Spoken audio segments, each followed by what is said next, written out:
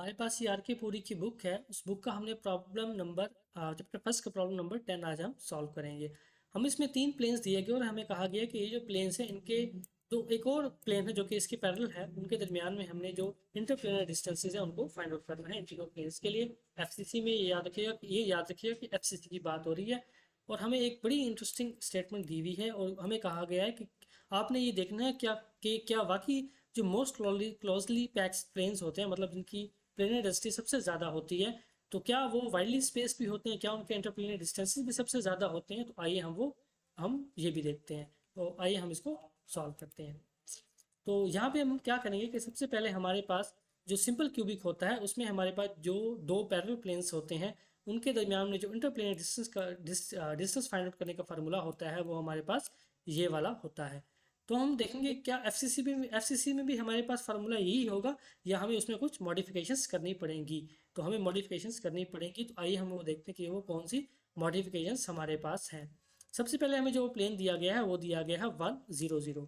तो ये जो प्लेन दिया हुआ है जिसमें मैंने मतलब ये जो फ्रंट वाला प्लेन है ये वाला प्लेन, ये 1 0 0 वाला प्लेन मैंने ड्रा किया है। 1 0 0 वाला ये प्लेन कैसे है, अगर आप यहाँ पे देखें कि तो ये प्लेन हमारे पास एक्स एक्सिस के ऊपर 1 के ऊपर इंटरसेप्ट कर रहा है और बाकी कहीं इंटरसेप्ट नहीं कर रहा। तो उसका इंटरसेप्ट देखें एक्स के ऊपर 1 है, बाकी कहीं भी इंटरसेप्ट नहीं है, तो ये 1 0 0 वाला प्लेन है।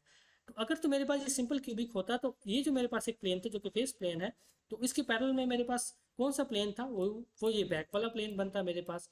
तो ये वाला प्लेन था, तो जो मेरे पास डिस्टेंस था वो यहाँ से यहाँ तक था, जिसका फार्मूला मेरे पास ये वाला था। तो ये वाला मेरे पास उसका फार्मूला था। लेकिन यहाँ पे क्या है, तो अगर आप यहाँ पे देखें तो यहाँ फेसेस के ऊपर भी कुछ एटम्स मेरे पास मौजूद हैं। एक एटम ये है मेरे पास, एक एटम ये है मेरे पास, और एक एटम यहाँ होगा और एक एटम यहाँ होगा। तो यहाँ पे जो फेसेस के ऊपर एटम होते हैं एफसीसी में हमारे पास कॉर्नर के अलावा हर जो हमारे पास फेस होता है उसके सेंटर पे भी एटम होता है। इसलिए इस प्लेन की जो मेरे पास जब इन 4 एटम्स को अकोमोडेट करने के लिए मैं प्लेन ड्रा करूंगा, तो उसकी जो मेरे पास पोजीशन बनेगी वो 1/2 बनेगी यहाँ एक्स एक्सिस के ऊपर।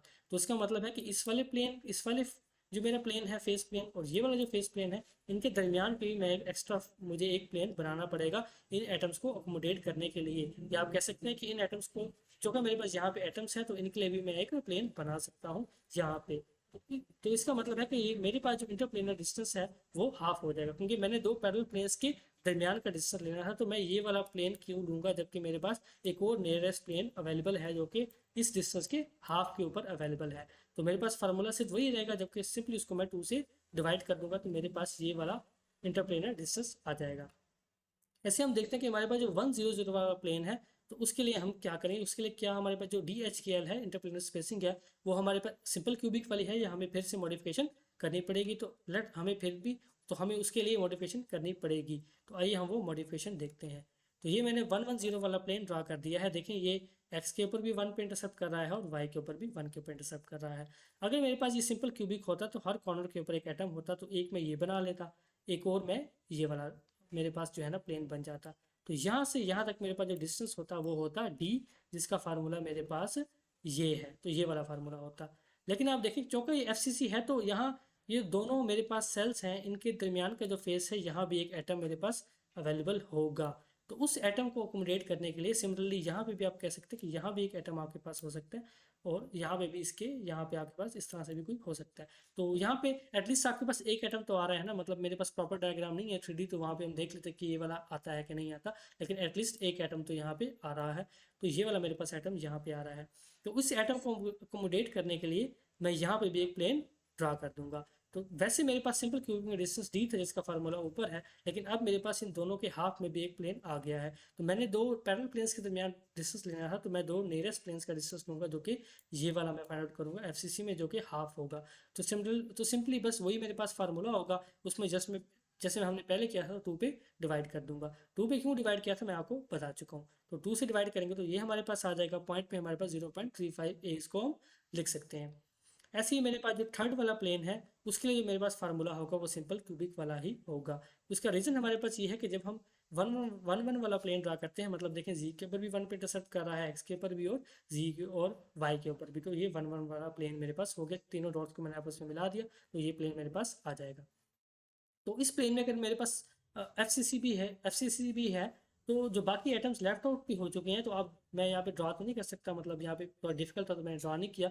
तो उनको अकोमोडेट करने के लिए मैं एक और ट्रायंगल, मतलब एक और ऐसे ट्रायंगल होगी, एक और जो अलग हो उसमें भी ऐसे एक और ट्रायंगल होगी, तो उनके बीच में मैं ऐसे ट्रायंगल ड्रा नहीं कर सकता। अगर मैं करूँगा भी तो उसका डिस्टेंस वही सिंपल क्यूबिक वाला ही होगा। तो यहाँ पे हमारा फार्मूला जो है ना वही सेम होगा, सिंपल क्यूबिक वाला। थोड़ा ड्रा करना मुश्किल है, आप इसको यहाँ पे, अगर मेरे पास 3D अवेलेबल नहीं है कि मैं उसको ड्रा करके दिखा दूँ आपको, तो सिंपल यही है कि हमारे पास यहाँ पे फार्मूला एफसीसी में 1 1 प्लेन के लिए वही होगा। तो वही आपके पास फार्मूला होगा, इसमें चेंजेस नहीं आएंगी। तो आप इसमें जो इंटरप्लेनर स्पेसिंग है उसको फाइंड आउट कर लेंगे, जिसकी वैल्यू पॉइंट में 0.58 होगी। अब लास्ट में हमसे क्वेश्चन पूछा गया था, क्या जो सबसे ज़्यादा वाइडली स्पेस प्लेन्स होते हैं उनकी जो प्लेनर डेंसिटी है क्या वो भी सबसे ज़्यादा होती है? देखिए सबसे ज़्यादा इंटरप्लेनर स्पेसिंग अगर आप देखें, इसी की हमारे पास आई है 1 1 की 0.58, इसकी आई थी 0.35 और इसकी आई थी 0.5। तो इसका मतलब है सबसे ज़्यादा इंटरप्लेनर जो स्पेसिंग है हमारे पास 1 1 वाले प्लेन की आई है। ऐसे ही प्रॉब्लम नंबर 7 में, जो कि मैं सॉल्व भी कर चुका हूँ, अपलोड भी कर चुका हूँ, आप उसे देख भी सकते हैं। वहाँ पे हमने देखा था कि जो 1 1 वाली प्लेन है उसकी हमारे पास जो प्लेनर डेंसिटी है वो भी सबसे ज़्यादा ही आई थी।